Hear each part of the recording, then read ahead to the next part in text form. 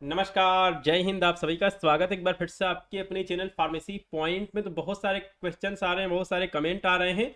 और अगर आपके मन में कोई भी सवाल है, उस सवाल का आंसर आपको इस वीडियो में मिलने वाला है। तो आप इस वीडियो को बिना स्किप किए हुए देखें और आप इस वीडियो को एक लाइक जो है वो आप यहाँ पे जरूर से करें, ठीक है। तो देखिए, जो यहाँ पे पहला क्वेश्चन आ रहा है वो क्वेश्चन यहाँ पे ये आ रहा है कि सर क्या हम अलग अलग प्रोग्राम के अंतर्गत अप्लाई कर सकते हैं? तो आप ऐसा नहीं कर सकते हैं, ठीक है। देखिए, यहाँ पे आपका प्रोग्राम दिया गया है NUHM DHS मैटरनल हेल्थ, और यहाँ पे RBSK दिया गया है, ठीक है।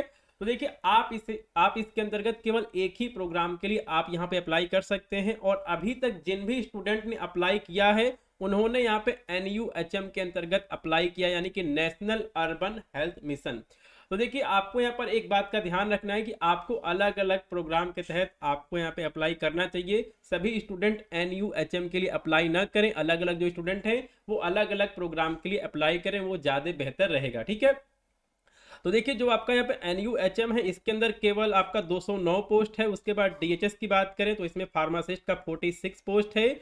और यहाँ पे आपका RBSK में आपका यहाँ पे 186 पोस्ट है, ठीक है। तो यहाँ पे कहने का मतलब ये कि सभी स्टूडेंट एक ही प्रोग्राम के लिए अप्लाई न करें, अलग अलग प्रोग्राम के तहत आप यहाँ पे इसके लिए अप्लाई करें, ठीक है। उसके बाद जो यहाँ पे आपका सेकेंड क्वेश्चन आ रहा है कि सर जो ये वैकेंसी है क्या ये परमानेंट वैकेंसी है कि ये आपकी संविदा वाली वैकेंसी है, ठीक है। तो देखिए, यहाँ पे बिल्कुल क्लियर लिखा गया है कि ये आपका कॉन्ट्रेक्चुअल वैकेंसी है, ठीक है। ये आपका परमानेंट वैकेंसी नहीं है। अगर ये आपका परमानेंट वैकेंसी होता तो इसमें आपको कम से कम 45,000, 50,000, 60,000 आपको इस तरह तनख्वाह देखने को मिलती। लेकिन जो यहाँ पे आपकी सैलरी है वो आपकी 15,000, 18,000, 19,000 है। तो यहाँ पे जो है ये आपकी वैकेंसी आपकी संविदा की है, कॉन्ट्रेक्चुअल वैकेंसी है, ठीक है। इसके बाद के जो यहाँ पे क्वेश्चन हैं उनको भी हम यहाँ पे देख लेते हैं। तो देखिए, यहाँ पर एक जो आपका यहाँ पे क्वेश्चन पूछा गया कि क्या ये पेपर हिंदी में होगा या फिर इंग्लिश में होगा, ठीक है। तो ये जो आपका एग्जाम होने वाला है ये आपका दोनों लैंग्वेज में होगा, यानी कि आपका हिंदी और इंग्लिश ये दोनों लैंग्वेज में जो है वो यहाँ पे करवाया जाएगा, ठीक है। इसके बारे में यहाँ पे लिखा भी गया है कि जो ये आपका एग्जाम होगा ये आपका हिंदी और इंग्लिश दोनों में ये एग्जाम जो है वो आपका करवाया जाएगा। और देखिए, इसके लिए ऑनलाइन एग्जामिनेशन होगा, यानी कि जो आपका एग्जाम है वो कंप्यूटर पे करवाया जाएगा। ये कंप्यूटर बेस्ड जो है वो यहाँ पे टेस्ट होने वाला है। टोटल यहाँ पे 100 आपसे क्वेश्चन पूछे जाएंगे। और जो आपका diploma in pharmacy first year और diploma in pharmacy second year की जो आपकी बुक है, अगर आप उसको प्रिपेयर करते हैं तो आप इस एग्जाम को क्रैक कर सकते हैं। 80 नंबर का जो यहाँ पे आपका क्वेश्चन है, यानी कि 80 MCQ है, वो आपका डिप्लोमा इन फार्मेसी से होगा। बाकी जो यहाँ पे 20 MCQ होगा वो आपका यहाँ पे जीके वगैरह का आएगा, ठीक है। और जो इसकी यहाँ पे लास्ट डेट है वो है 12/12/2022। तो आप इसके लिए 12/12/2022 तक आप इसके लिए अप्लाई कर सकते हैं। अब देखिए, यहाँ पे दिया गया है कि मिनिमम क्वालिफाइंग नंबर कितना है, ठीक है। तो देखिए, अगर आप यहाँ पे जनरल कैटेगरी से हैं और यहाँ पे आपका दिया EWS से हैं तो आपको 100 में से आपको 33 नंबर लाना होगा। और अगर आप यहाँ पे OBC से हैं तो आपको यहाँ पे 100 में से आपको 30 नंबर लाना होगा। और अगर आप यहाँ पे SC ST PWD से हैं तो आपको 100 में से आपको 24 नंबर जो है वो आपको यहाँ पे लाना होगा, ठीक है। तो ये सारी बातें जो है वो यहाँ पे दी गई हैं। इसके बाद देखिए, यहाँ पे आपका पोजीशन नेम दिया गया है और आपका यहाँ पे एसेंशियल क्वालिफिकेशन जो है वो यहाँ पे दिया गया है। तो इसके बारे में आप सभी को पता है। और देखिए, यहाँ पे अप्लाई करने के लिए आपके पास एक्सपीरियंस की बिल्कुल भी रिक्वायरमेंट नहीं है। आपको 10+2 होना चाहिए, यानी कि आपका यहाँ पे 10+2 होना चाहिए। आपको इंटरमीडिएट पास होना चाहिए। साथ में आपका डिप्लोमा इन फार्मेसी जो है ये आपका कंप्लीट होना चाहिए। और जो आपका रजिस्ट्रेशन है वो उत्तर प्रदेश फार्मेसी काउंसिल में होना चाहिए, ठीक है। तो यहाँ पे कहने का मतलब ये है कि आपके पास यहाँ पे 10+2 होना चाहिए, डिप्लोमा इन फार्मेसी की सभी मार्कशीट होना चाहिए, डिप्लोमा होना चाहिए, डिप्लोमा सर्टिफिकेट होना चाहिए। और साथ में आपका रजिस्ट्रेशन सर्टिफिकेट होना चाहिए उत्तर प्रदेश फार्मेसी काउंसिल का, ठीक है।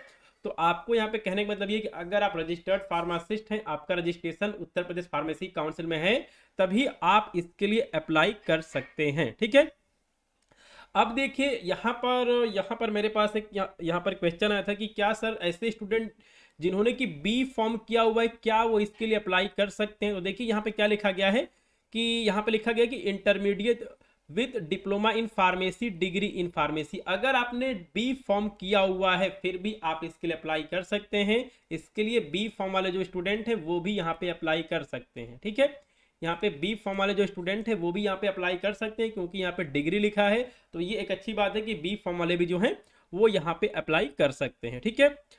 तो देखिए यहाँ पे आपका सिलेक्शन प्रोसेस जो है वो यहाँ पे दिया गया है, और इसका आपका जो एग्जाम सेंटर है वो यहाँ पे जाएगा। तो देखिए यहाँ पे लिखा गया कि कंप्यूटर बेस्ड जो है वो यहाँ पे टेस्ट होने वाला है, और ये 2 घंटे का होगा। ठीक है, जो आपका यहाँ पे एग्जाम होगा वो यहाँ पे 2 घंटे का होगा।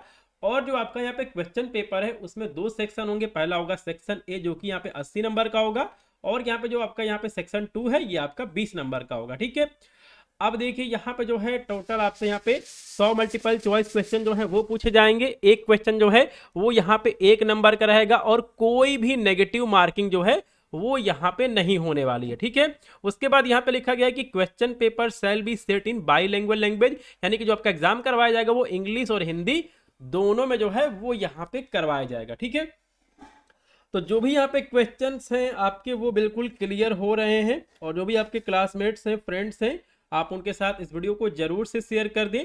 तो जो भी यहाँ पे इंपॉर्टेंट अपडेट है उसके बारे में मैंने आपको बता दिया है। आपके आपके जो भी यहाँ पे क्वेश्चन है, कोई भी क्वेश्चन जो है वो आपका यहाँ पे छोटा नहीं होगा।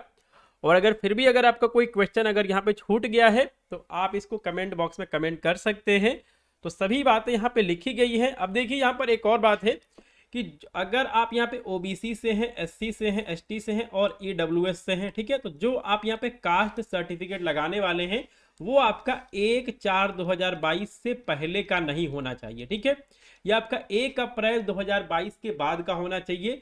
तो अगर जो आपका यहाँ पे कास्ट सर्टिफिकेट है अगर वो इस डेट से पुराना है तो आप इसके लिए अप्लाई कर दें। ये आपका 1 हफ्ते के अंदर ये आपका कास्ट सर्टिफिकेट जो है वो यहाँ पे बन जाएगा। उसके बाद ही आप इस वैकेंसी के लिए अप्लाई करें। ठीक है, उसके बाद देखिए यहाँ पे डोमिसाइल सर्टिफिकेट के बारे में दिया था। तो देखिए जो आपका यहाँ पे डोमिसाइल सर्टिफिकेट है वहां पे डेट वगैरह जो है वो नहीं दिया गया है। तो अगर आपके पास डोमिसाइल सर्टिफिकेट पुराना है तो आप उसको लगा सकते हैं। ठीक है, तो ये सभी बातें जो है वो यहाँ पे दी गई है। तो अगर आपने इस वीडियो को पूरा देखा होगा, बिना स्किप किए हुए देखा होगा, तो जो भी आपके क्वेश्चंस हैं उनका आंसर आपको मिल गया होगा। तो जो आज की वीडियो है उसको हम यही खत्म करते हैं। जय हिंद।